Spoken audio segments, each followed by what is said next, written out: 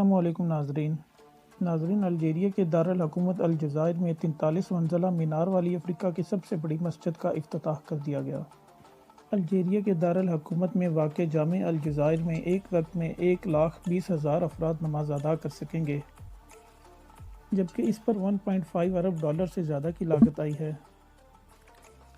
غیر ملکی خبر رساں ادارے کے مطابق اس مسجد کی تعمیر کی نگرانی کرنے والی چینی کمپنی نے بتایا کہ یہ افریقہ کی سب سے بڑی مسجد ہے۔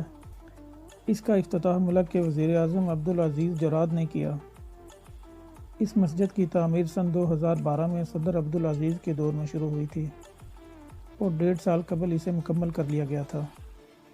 افتتاح کے بعد وزیر اعظم عبدالعزیز جراد نے بھی یہاں نماز ادا کی اور اس وقت ان کے ہمراہ دیگر سیاسی و مذہبی رہنما اور مسلم ممالک کے نمائندے موجود تھے۔ مسجد کی تعمیر جدید طرز پر کی گئی ہے اور یہ تقریباً 70 ایکڑ کے رقبے پر پھیلی ہوئی ہے۔ چینی تعمیراتی کمپنی کے مطابق یہ سعودی عرب میں مکہ اور مدینہ کی مسجد الحرام اور مسجد نبوی کے بعد سب سے بڑی مسجد ہے۔ یہاں ایک وقت میں تقریباً 1,20,000 افراد نماز ادا کر سکیں گے، مگر کورونا وائرس کی عالمی وبا کے دنوں میں ابھی اس کا صرف ایک بڑا ہال کھولا گیا ہے۔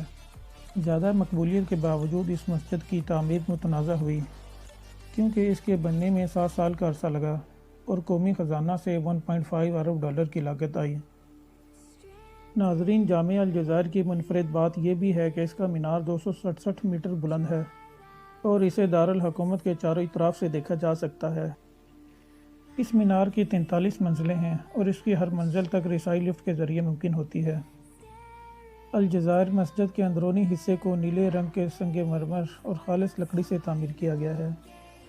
دیواروں پر عربی میں خطاطی کی تصاویر بھی لگائی گئی ہیں۔ اس کے قالین پر پھولوں کا خاص ڈیزائن ملک کے ثقافتی ورثے کی عکاسی کرتا ہے۔ اس میں کل 12 عمارتیں ہیں، جن میں 10 لاکھ کتابوں والی ایک لائبریری، لیکچر ہال، اسلامی تاریخ اور آرٹ کا میوزیم، ریسرچ سینٹر، باغ اور پانی کے فوارے شامل ہیں۔ ناظرین، جامع الجزائر میں 5 امام اور 5 مؤذن تعینات کیے گئے ہیں جو یہاں خدمت سر انجام دیں گے۔ علماء کونسل کے ایک رکن نے بتایا کہ اس مسجد کی مدد سے انتہا پسندی کی سوچ کا مقابلہ کیا جائے گا۔ الجیریا میں صوفی لائبریری کے پبلشنگ ڈائریکٹر حماد الطیبی کا کہنا تھا کہ جامع الجزائر کو ماضی میں ملک کے فرانسیسی نوآبادیاتی نظام اور عیسائیت نافذ کرنے کے منصوبے کے خلاف ایک علامت کے طور پر دیکھا جا سکتا ہے۔